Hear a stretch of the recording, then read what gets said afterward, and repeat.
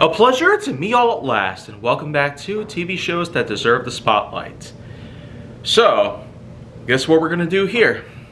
We're gonna take a bit of a step back, much like how I've done a few other times. But I'm not just gonna go back by any means. No, I'm actually gonna be going quite a ways back. Of course, I had already talked about tugs, but unlike that, why don't we go a little further into the future, basically. A decade into the future.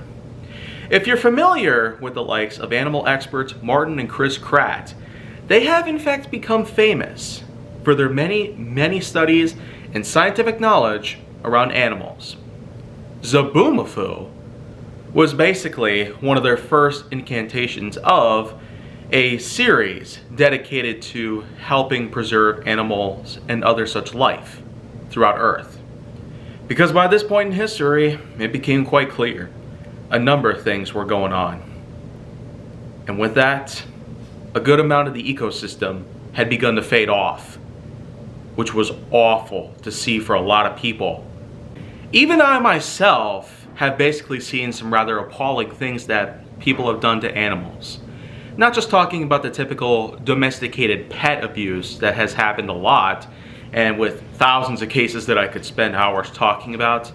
But one good thing that I had noticed, Maverick the Eagle, for instance, who, believe it or not, was a Wisconsin Eagle before being transferred to Carolina.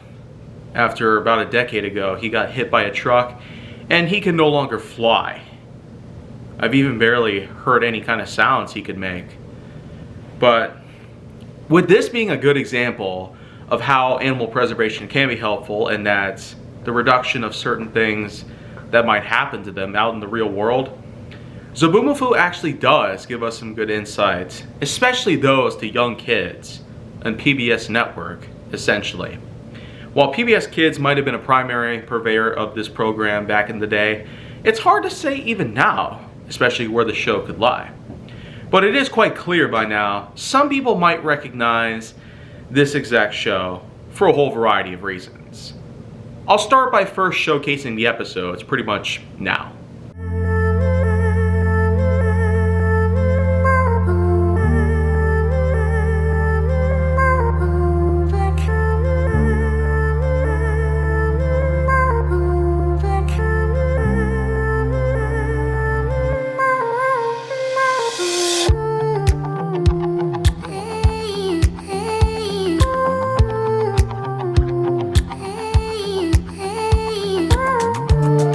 And I don't know about you, but it is a bit short. But that's just the thing. Some shows weren't meant to last too long.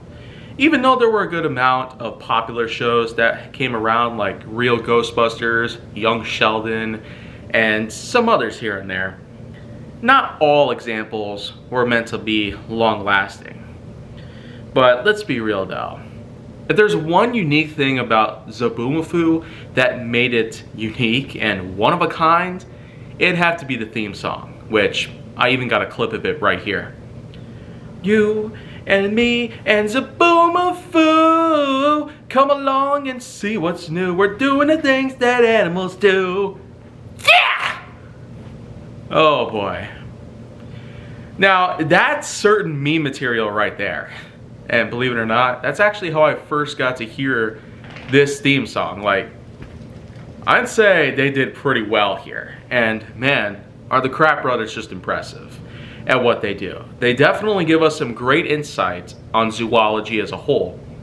And above all that, you know, they actually have since gone on to become a popular duo when it comes to zoology-based media. In 2010, they actually made an animated series called Wild Kratts, which was impressive. I mean, this was one of the first instances that I got to know about the Kratt brothers. And to be honest with you, it's kind of nice to see what they're doing nowadays even. While they're not necessarily making that much of an impression out there in the history of media, they still are having their own fair share of certain things to behold when it comes to saving animals and wildlife around you and anywhere else. Lots of organizations do exist where you can probably donate any dollars that you might have to help save wildlife that could be endangered right about now. Of course, we know that such things like the white rhino, there's a likelihood they'll probably go extinct. Especially since most of the females, they might still be alive, but unfortunately, a few years ago was when the last male died. So yes, it is very likely the white rhino could definitely go extinct. But as long as the rest of them are still around, they surely won't be forgotten, by all means. And I'm also certain that with many things out there that these guys have talked about, having their own lemur as a companion, having themselves lots of animals to talk about, some birds, some felines, a couple of other unique examples here and there, and even some reptiles and insects. It's kind of weird how reptiles and insects are such a big deal, really. Yeah, but even venomous snakes, which are hated by people because of how dangerous they seem. Well, let's be real. The reason why they bite you is because they're threatened or provoked. That's not a good way to go, you guys. Don't want to make them mad. Oh, man. But you know what, though? I'd say this show still has itself quite a following.